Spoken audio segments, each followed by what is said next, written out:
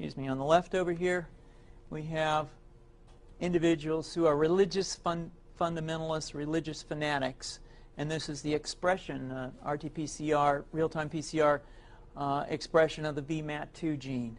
Over here, we have individuals.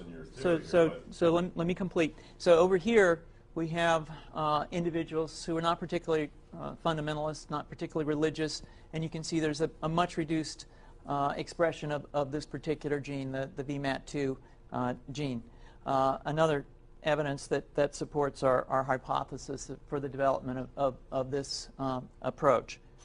What you see here is by spreading this virus, we're going to eliminate individuals from donning on a bomb vest and going into a market and blowing up the market. So our hypothesis is that these are fanatical people, that they have overexpression of the VMAT2 gene, and that by vaccinating them against this, we'll eliminate this behavior. So we have some very, very remarkable data in this next slide. Here we have two brain scans. These are fMRIs.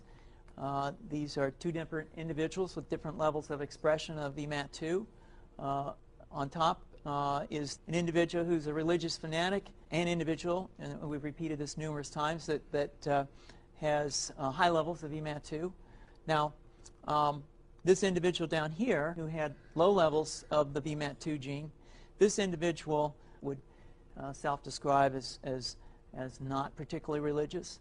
In each case, these individuals were read a religious text. This individual lit up the right middle frontal gyrus, shown here, and that's a part of the brain that's associated with theory of mind. It's a part of the brain that has to do with intents and beliefs and desires.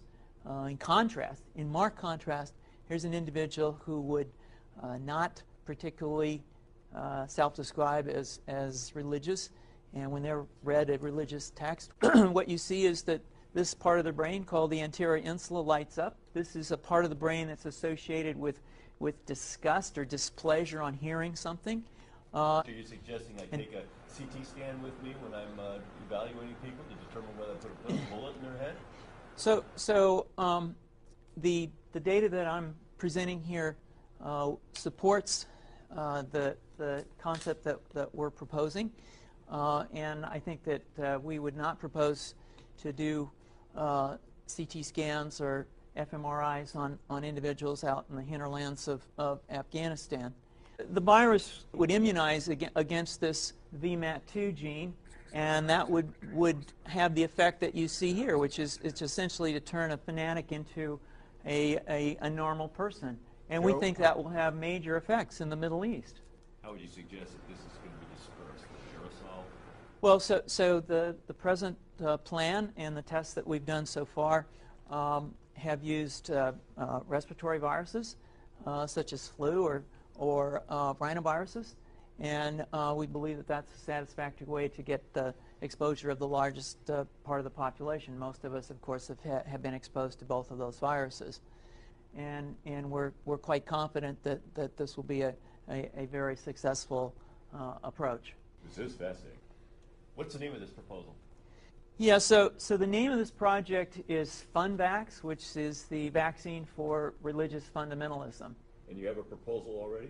The proposal has just been submitted, and I think that the data that I have shown you today would support the development of this project, and we think it has great promise.